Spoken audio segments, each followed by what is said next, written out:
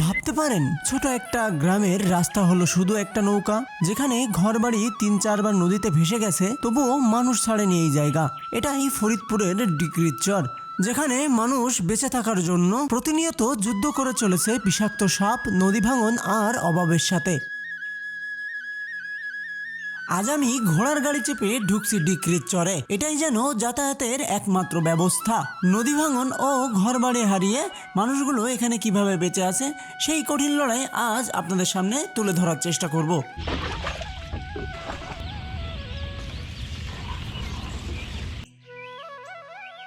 এটা হচ্ছে পালডাঙ্গি গ্রাম। আর এখানে একটা গ্রাম আছে যেখানে 5টা এমন বাড়ি আছে, আর যে বাড়িতে মানুষগুলো যাতায়াত করার জন্য এই নৌকা ছাড়া তাদের আর অপশন নাই।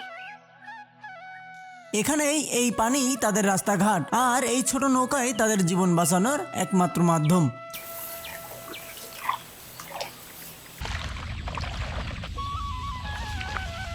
প্রায় আমরা চলে আসছি সেই গ্রামের পাশে। অনেকটা পথ নৌকা থেকে নেমে এই যে এই পর্যন্ত হাঁটুর বেশি ভেসে গেছে, আর আমরা এখন কাছাকাছি চলে আসছি অলরেডি। এই জায়গা তো নৌকা ছাড়া বাবু এই পানির ভিতর দিয়ে বাইঙ্গে যাওয়া লাগে। 4-5 বছর ধরে এসেছি, 5 বছর। তার আগে ওই নদীর ভিতর ছিল বাড়ি। এটা 4 বছর আগে ভাঙছে। একেবারে প্রথম হলে আমার বাড়ি ছিল ধলার মোড়ে, ওই যে নতুন চর পড়ছে ওই চরের ওখানে 2001 সালে ওই জায়গাটা ভেঙে যায়। ওই সাবরা সুপরে উঠিয়ে শ্রমিকটা উঠে কোনো রকম বসবাস করি। আর ধীরে ধীরে আরো বড় বসতি আরম্ভ হয়ে যায়। এখন যে চিত্রটা দেখতেছেন টিনির ঘর, এটা ওটা কিছুই ছিল না। আমরা বালির ভিতর থাকতাম, কোনো কেউ বন বেসে খাইতো, কেউ মাছ ধরে খাইতো, মাথায় ভাঙনি পাশে ভাঙনি। এটাও হয়তো 2-1 বছরের ভিতরে চলে যাবে, থাকবে না। ভাবুন তো, মানুষ জানে তাদের এই ঘরটাও টিকবে না, তবুও তাদের যাওয়ার জায়গা নাই। নদী ভাঙন শুধু জমি আর ঘর বাড়ি গিলে খায় না, প্রতিদিন এদের বুকের ভেতর এক অদৃশ্য ভয় বয়ে আনে। আজ আছে তো কাল হয়তো থাকবে না, এই আতঙ্ক নিয়েই বেঁচে আছে তাদের জীবন। আমার পেশা ঘোড়া গাড়ি চালাই। আজকে আমার 18 বছর ধরে চালাই। হ্যাঁ, ক্ষতি হয়েছে, অনেক ক্ষতি হয়েছে। আগে হয়েছে এনেও ভাঙতেছি, দেখেন না। এনেও আবার যদি এদিকে চাইপে আসে তাহলে আমাকে সমস্যা। একটা বাড়ি ঘর ভাঙতে অনেক টাকা পয়সা লাগে, তারে লাগে, পরিশ্রম লাগে।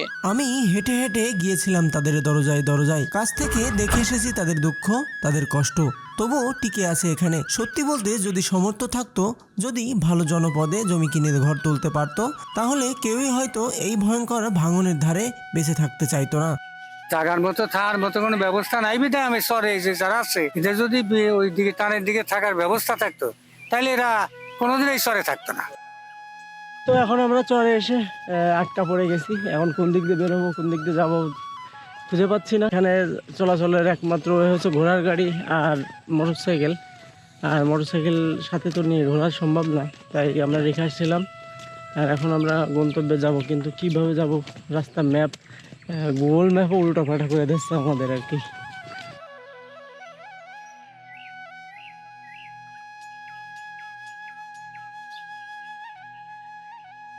চারবার ভাঙছি। প্রথম ভাঙছে যখন, তখন সুইচ গেটে ছিলাম, তারপরে হাট গোবিন্দপুর গেছিলাম, পরের জায়গায় থেকে আইছি। নিজস্ব জায়গা জমি কিনবার পারি নেই।